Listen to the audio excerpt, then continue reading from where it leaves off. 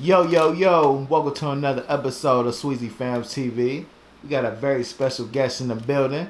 What's up, my guy? What up with it, man? Let everybody know what your name is. Lil Marv, boy. Lil Marv, my guy. I go by a lot of different names, man. Okay then. Let's start off where you grew up at, Marv.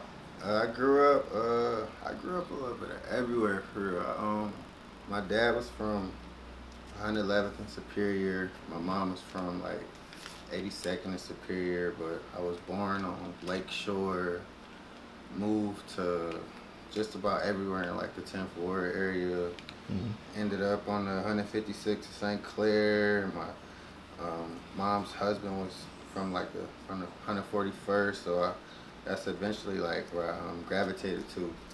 So that's like what I claim to this day, 141st and St. Clair. But like it all started on like 111th and Superior, for real. Okay then. So, how was it back then when you was growing up on St. Clair? I mean, back then growing up, like my dad, he was into the streets, so he kept me clothed. Like I was a spoiled kid on the block with the new J's every week. Right. But like after he went to jail, my mom got married, and we moved on the St. Clair. My stepdad, he kind of like started to instill habits into me, like kind of like military training, Right. like 5-minute shower, allowance and shit like that. So it's like it taught me a lot. It was a difference, like it was a transition that I wasn't welcoming at first, but looking back on it, I appreciate it though. Okay then. So what led you to start making music? Well, I've had like an ear for music my whole life. Like I used to, and my mom used to ride around listening to Snoop Dogg Ghetto Symphony. Right. She's like, let me say the cuss words at the top of my lungs. But now when she got married, her my stepdad's son rapped, and we was always on punishment.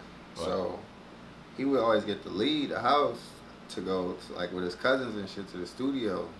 And I'd be like, damn, we both on punishment. But his excuse was he wanted to go rap. So I started rapping too, so I could leave the house, when I was on punishment. Okay. And then my mom just bought me a karaoke one Christmas, and I like hung the mic up from my ceiling, and like I learned how to shoot videos on it. So like I didn't just start rapping. Like when I started making beats, rapping, videography and photography all at the same time so it's like I just had like a ear for music and an eye for entertainment in general. So how old was you when this was going on? I first started writing when I was like 13. I used to write. I started writing, like I would rewrite Lloyd Banks raps, and I would go to school and I would like recite them, and people were like, damn, that shit hard. But one time somebody caught me, he was like, hey, that's Lloyd Banks shit. And I'm in 6th grade. I'm like, how the fuck you know about Lloyd Banks? Right. So I started writing my own shit, because I was like, all right, well, a nigga ain't about to catch me like writing nobody else shit no more. So I started writing my own shit. Right. But yeah, I just used to I used to listen to DSR, Dirty South Riders, and it was an artist named Fat Bastard. And if his first 4 bars was about money, cars, clothes, my first 4 bars would be about money, cars, clothes. Like I wouldn't steal what he was saying, but the topics on every line. So I would know, like, okay, out of an 8-bar verse, 2 lines about money, 2 lines about cars, 2 lines about girls, 2 lines about cartoons. I'm like, that's a whole verse. That's a whole verse. So it was a formula for me. Right. And once I got that formula down, it became easy. I was like, okay, you need another money bar right here. Oh, you need another clothes bar right here. Right. So it became a formula. So, but yeah, it all started like just listening to Lloyd Banks and 50 Cent old mixtapes. Okay then. So, what is your creative process like when you making music? Well, I like to be alone by myself, like nobody around, just notebook. I always write. Like I'm a writer. Like that's what I call myself a writer before I call myself a rapper. But I like to just roll up, smoke, write. Sometimes I go jog and listen to my beat. sometimes those jogs last like 2 hours long, and like I've been almost passed out somewhere because I'm not even thinking about the jog. Like I'm just writing. Like I'm in my head all the time writing. But yeah, it's like I had like a dishwashing job, and believe it or not, like when just the movement of washing dishes and for your mind to just be able to think freely, that's like the same movement of writing. It's like your hands moving, but your mind able to think freely. Mm-hmm. And I used to come up with a lot of shit washing dishes, like simply just washing dishes. Right. And it's like, yeah, but yeah, I'm a writer. I go walking, listen to a beat. I go jogging, listen to a beat, and then I do that for like my first bar, come back, finish the whole verse. Okay then. So let's talk about the Cleveland music scene for a minute, man. How you feel about it right now? Well, right now it's I feel like it's a lot of like artists who just basically like one hit away. Like it's a lot of artists who just once they get that banger and the CD get attached to them, they've been dropping a lot of shit. They've been like staying consistent on the videos. I feel like a lot of people like a one hit away. But I mean I kind of like what's going on, but I don't like the transition as far as like emulating other people's music.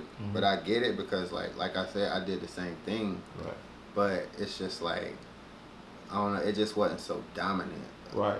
Back then it was like a few people. It wasn't like a whole hood or a whole like city.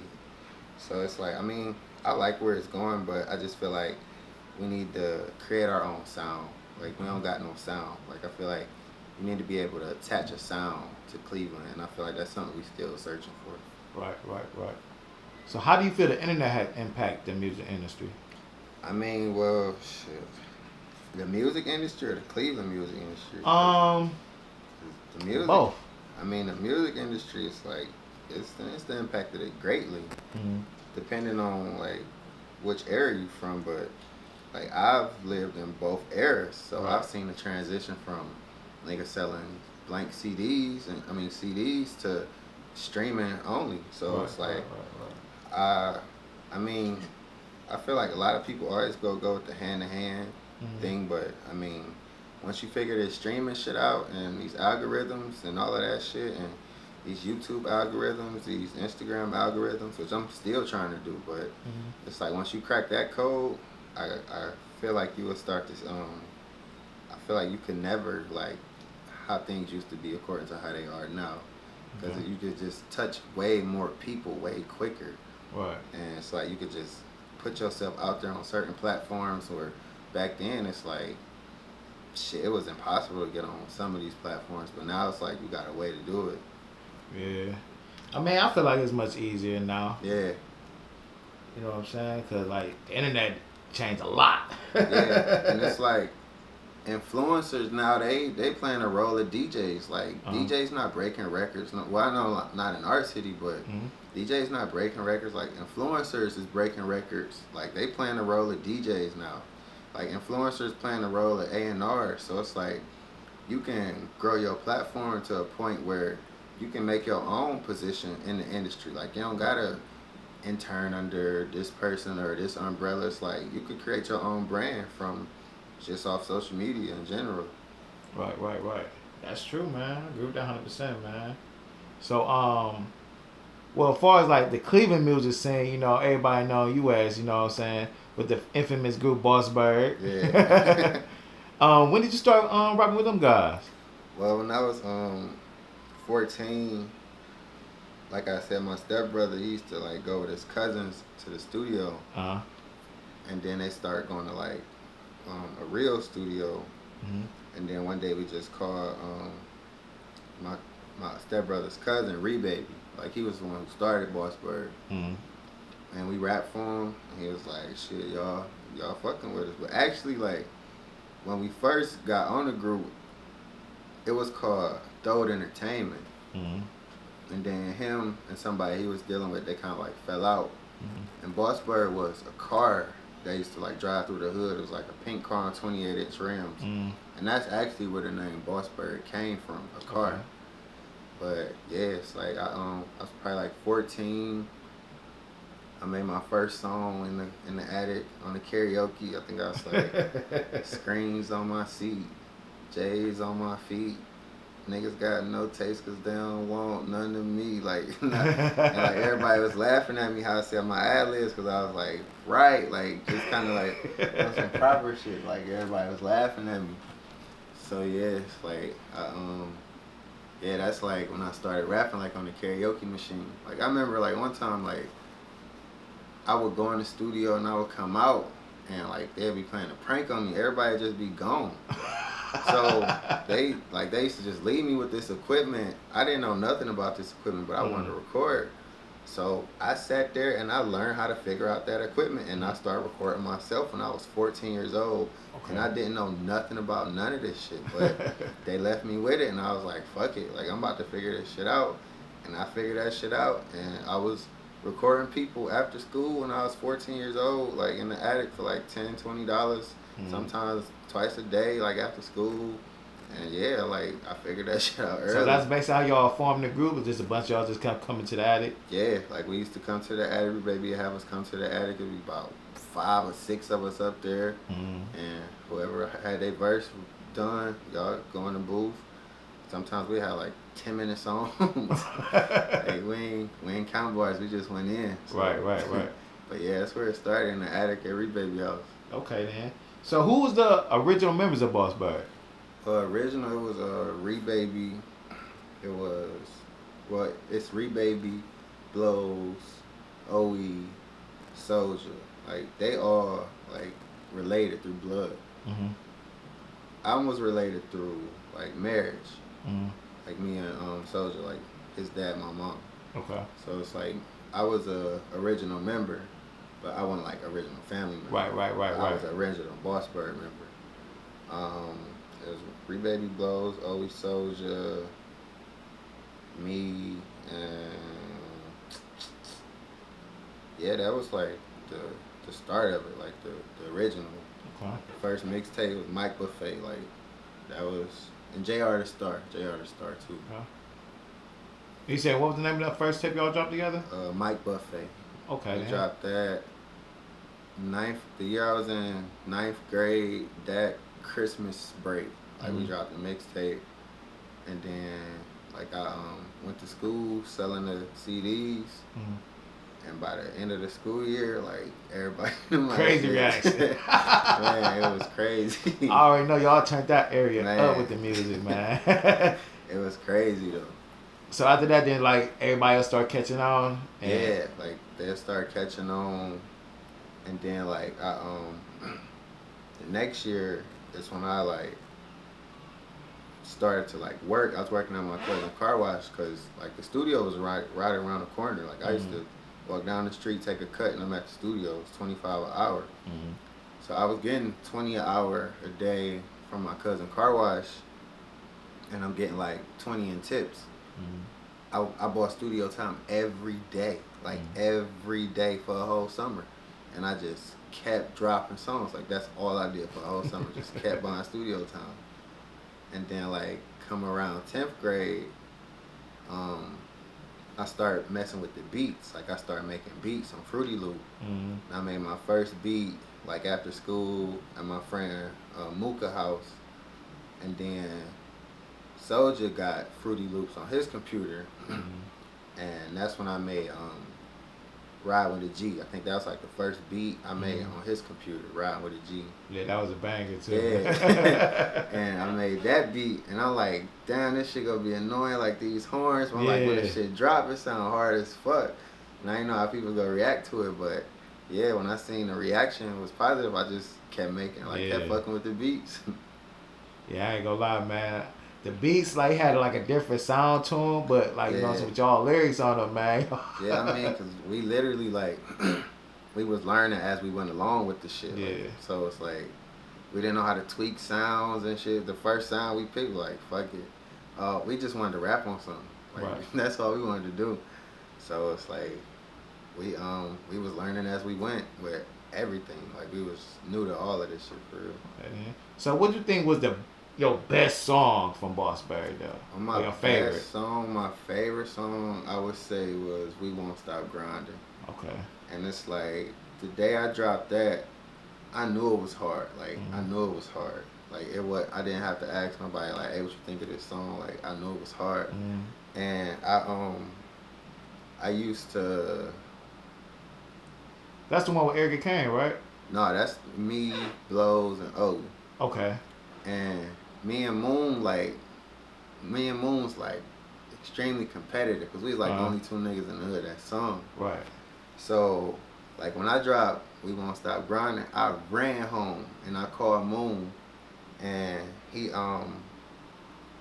like I played it to him, and I'll never forget his reaction. Like, "Oh, what's that saying? Bumping and grinding?" And I'm like, "Nah." But he was like, "Nah, it's hard." And like that's all I used to want, like the approval from like the OGs, right, even though it's like a few years older than me, but there's like OGs to me on the music side. So that's all I wanted was their approval. But yeah, "We Won't Stop Grinding," that was the one where I was like, oh yeah, like I see what I could do with my voice. I see like how to deliver my punchlines. I see how to like where to put my ad libs at. It was like, yeah, so that's why I learned like how to structure a song for real. Okay. So that's your best song to perform? Yeah, I would say so. It's Yeah. probably one of my favorite because when the beat drop, it's like it's obvious. Like right. it just people just melt. Like if you familiar with the song, yeah. Like I'm familiar. I'm familiar you with go back to that time where you heard it, and it's like you just melt. And it's like, yeah, that's what I'll be looking for. Okay, then you still be in contact with the rest of the Boss Berry guys? Yeah, I'm in contact with everybody. Me and like I said, me and Soldier, that's my stepbrother. I see Rebaby like every once in a while. Me and Blows just dropped a song not too long ago, like 2 summers ago. We dropped a song. Owie unfortunately passed away in a car accident, like on the 140th. Yeah, I heard about that. RP to that, man. Yeah, RP Owie. That was crazy because Owie was like the youngest out of all of us. And like me, Owie, and Soldier, we was like brothers. Like when you seen one, you seen two. So when that happened, it was just like, damn, it's like you lost like kind of like a brother for real. Right. But yeah, I try to keep in contact. I mean, everybody stay in contact through social media nowadays. Yeah. So it's like even when you're away, you still close to people on the way. Right. Right. So can the people expect a Boss Berry tape coming? You know what I'm saying? Can it happen? Tape? I mean, it could happen. It could happen. I honestly feel like I would have to organize it because like I know everybody probably got their own thing going on. Yeah, it's like they always been in the streets. Like I've been probably like only one just like literally just like been in the studio, but they always been in the streets like grinding. So like even though they brought me into the music, I took it a little more serious than everybody because I had more time on my hands than everybody else did. Well, I'm not saying like I took it any more serious, but I did a little bit more because I had more time to do stuff. But I mean, yes, it's definitely possible. We would just need that old sound. Like I would just have to start making beats again, for real. Okay. So let's talk about your solo career though, because I know you went basically solo for a little minute, dropping tape after tape. I probably dropped like 22, 23 mixtapes. My first one was The Line Life.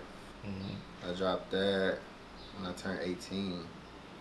That was like my first project with like an actual CD cover and track list and like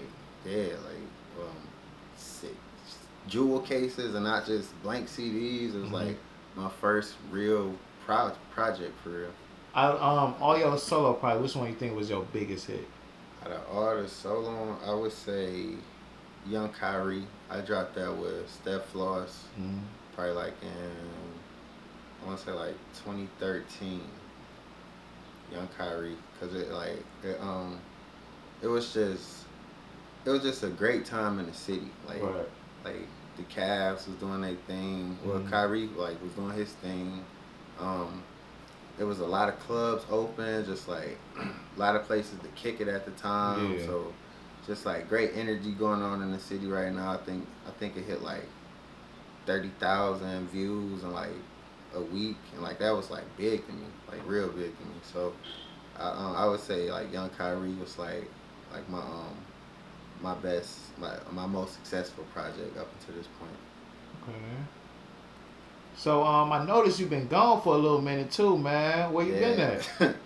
But I just felt like like with social media and just how like it basically like program our subconscious mind in a way. Yeah. And it's like it trigger us, and I just would catch myself like spazzing out on social media and just like being defensive and just going on rants, and I would have like no explanation for this shit. Right. So I just felt like, for one, social media was consuming like way too much of my time and my energy. Right.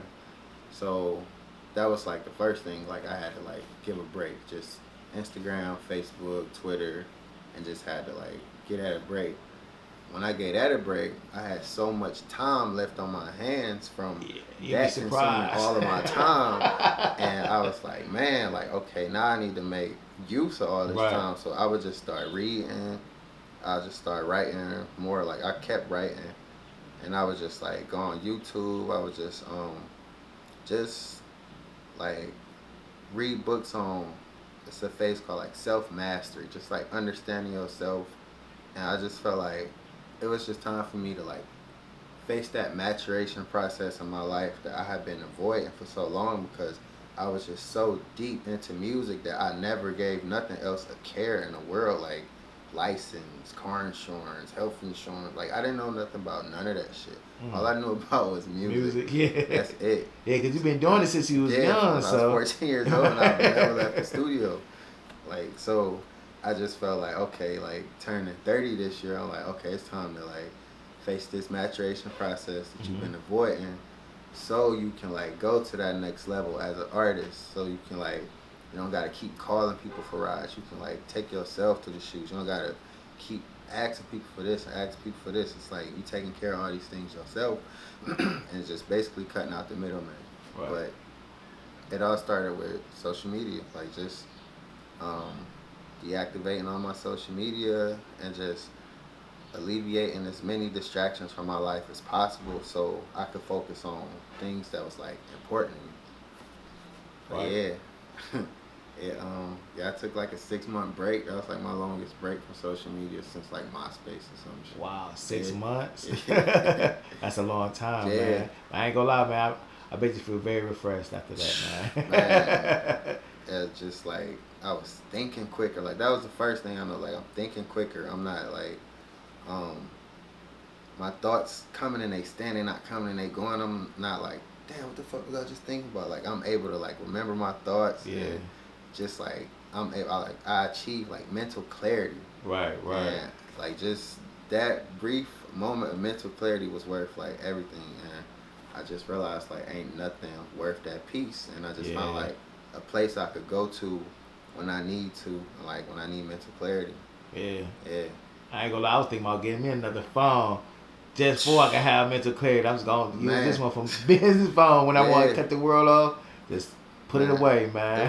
It was a point where like I would have to put my phone in my mailbox just to get some sleep. Like if it's around me, I'm gonna be on it. Yeah. Or if it blurp or vibrate, like I'm gonna grab it. So I would have to. It couldn't even be in my house. Like because it's a habit, man. You gonna get on and see what's going on, man. Man, but that shit would like definitely consume all your time and your energy, and it's like we don't really realize it until like it's too late. Yeah. We're just spazzing on people, and we burning bridges with the shit that we saying on social media. We destroying relationships that haven't even started. Just people we don't even know looking at us, and it's like. Yeah, I just felt like I had a lot of room for improvement in that area, so I took it up to myself to do it for real. Okay then. And I see you've been out the country. You've been traveling a lot lately, and man. That's like another thing. Like I use like my trips as like kind of like rewards to myself. So Uh-huh.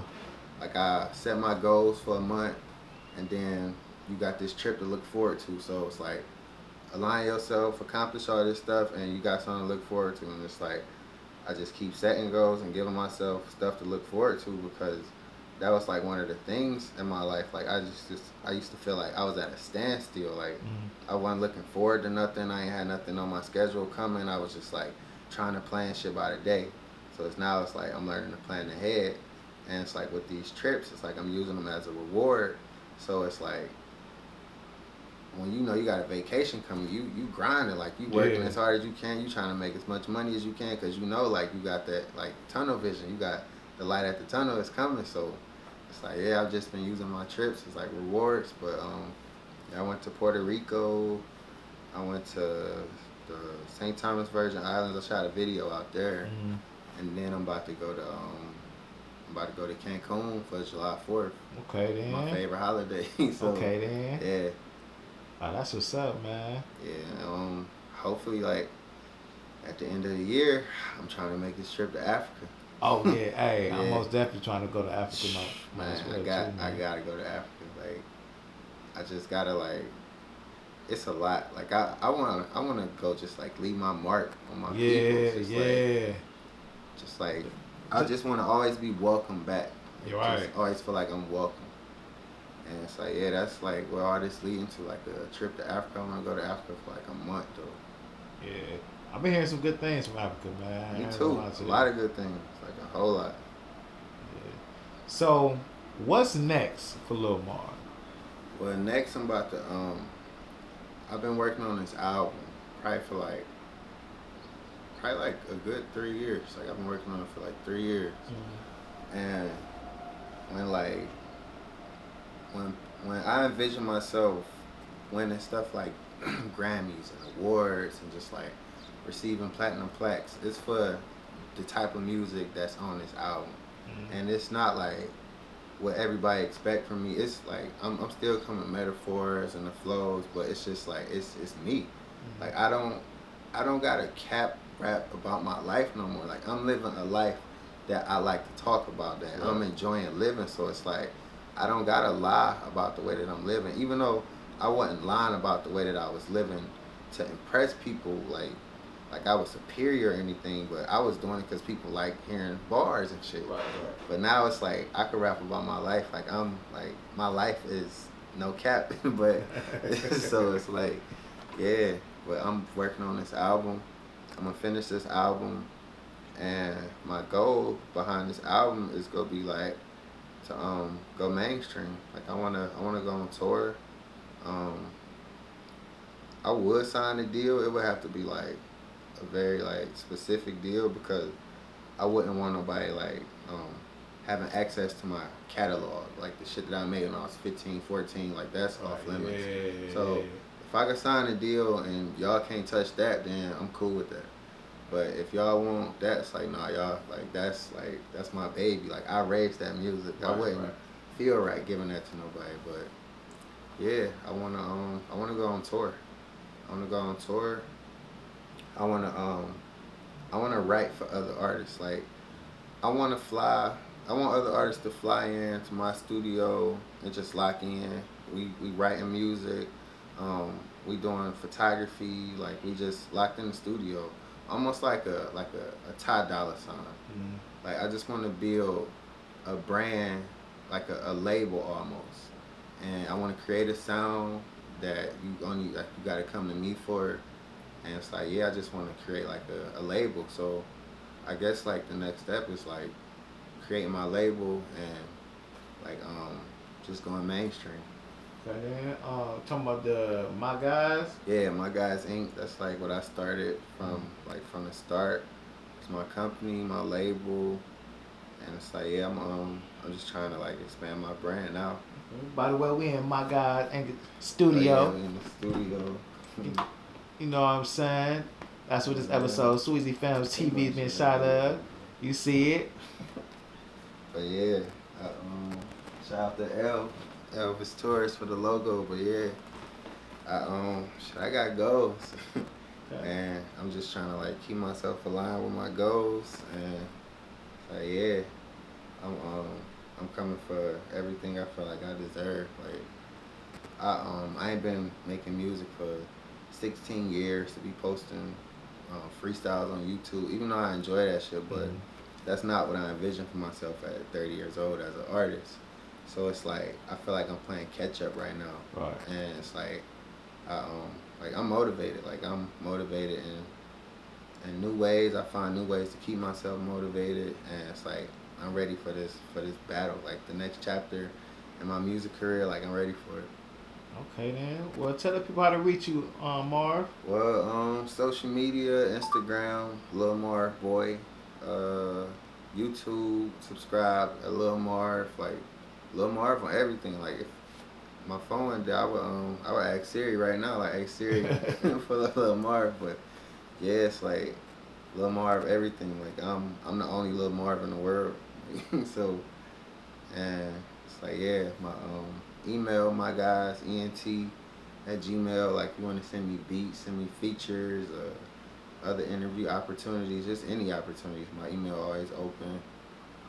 Like I do like music consulting, and I help like artists get their music on like TuneCore and just they publishing, copyrights, like all that. So yeah, like I'm a business, I'm an artist, I'm a director. It's like, yeah, I'm doing a lot right now. So like, yeah, I could be at your service for a lot of different things for. Okay then. Well, I appreciate you No for having doubt, us. man. Thank you. You man. already know, man. We're in My Guys Incorporated Studios. Yes, sir. You know what I'm saying? This is SwezzyFilmzTv, and we out, baby. Swezzy.